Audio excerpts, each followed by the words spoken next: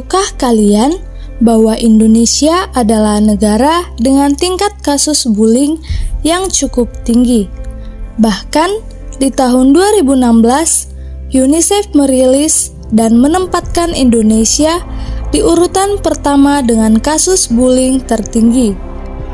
Indonesia menempati posisi pertama dengan 84%. Jumlah ini bahkan lebih banyak dibandingkan Vietnam dan juga Nepal yang sama-sama mencatat 79%. Disusul kemudian dengan Kamboja 73% dan Pakistan 43%. Bullying adalah tindakan di mana satu orang atau lebih mencoba untuk menyakiti atau mengontrol orang lain dengan cara kekerasan dan juga ancaman. Yang pertama, bullying secara fisik adalah yang tampak dan mudah untuk diidentifikasi karena pelakunya menggunakan tindakan fisik.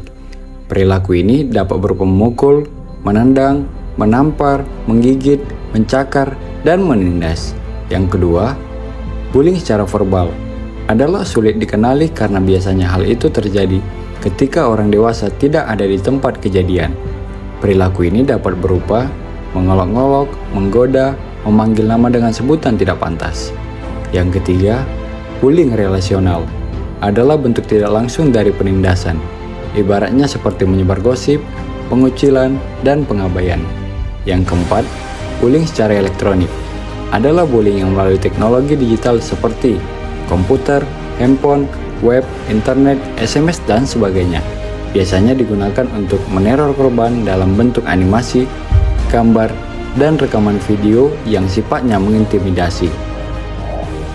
Ada banyak sekali contoh kasus bullying di Indonesia. Salah satu contohnya adalah bullying di tempat kerja. Bullying tidak hanya terjadi pada anak-anak sekolah, tapi dapat juga terjadi di tempat kerja. Salah satu contoh nyata kasus pembulian di tempat kerja seperti kasus pelecehan pegawai di Komisi Penyiaran Indonesia atau KPI. Kasus tersebut masuk dalam kasus bullying secara verbal dan fisik. Lalu, apa sih keterkaitan antara Pancasila dan bullying? Bullying terkait dengan sila kedua Pancasila, yaitu kemanusiaan yang adil dan beradab, yakni meliputi kesadaran sikap dan perilaku dalam hidup atas dasar hati nurani. Manusia perlu diperlakukan sama derajatnya dan sama hak dan kewajiban asasinya. Contoh kasus kedua, siswa salah satu sekolah menengah atas di Pekanbaru, korban yang berinisial FA mengalami patah tulang di hidung. Jika dikaitkan dengan Pancasila, kasus bully tersebut dianggap sebagai pelanggaran sila kedua Pancasila karena hak dan martabat seseorang tidak dihargai, di mana seorang individu diperlakukan tidak setara karena individu lain menganggap dirinya lebih baik dalam segi tertentu. Kalian tahu nggak sih bahwa ternyata banyak sekali dampak-dampak bullying yang perlu diwaspadai pada setiap korbannya? Ingin tahu kelanjutannya? Yuk simak penjelasan berikut. Dampak pertama yang sering kali terjadi pada korban yaitu masalah psikologis. Korban bully seringkali menunjukkan berbagai gejala masalah psikologis bahkan setelah perundungan berlangsung. Yang kedua yaitu masalah fisik. Bullying juga akan menyebabkan anak mengalami gangguan pencernaan bukan hanya pada memar ataupun rasa terluka akibat kekerasan fisik yang dialaminya.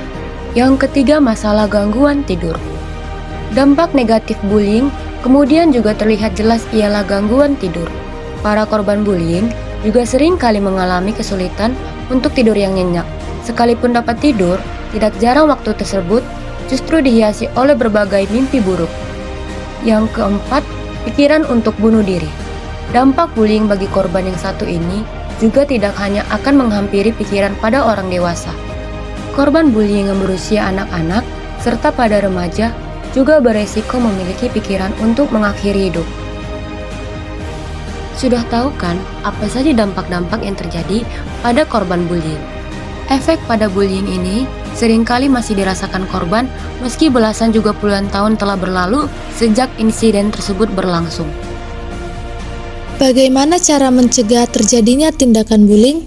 Nah, berikut cara-cara untuk mencegah terjadinya bullying. Yang pertama, deteksi tindakan bullying sejak dini. Yang kedua, memberikan sosialisasi terkait bullying. Yang ketiga, memberikan dukungan kepada korban bullying. Yang keempat, membuat peraturan yang tegas tentang bullying. Yang terakhir, memberikan teladan atau contoh yang baik. Itulah cara-cara yang dapat kita lakukan untuk mencegah terjadinya tindakan bullying. Stop kekerasan atau bullying dan jadilah anak Indonesia yang berprestasi serta taat pada Tuhan Yang Maha Esa.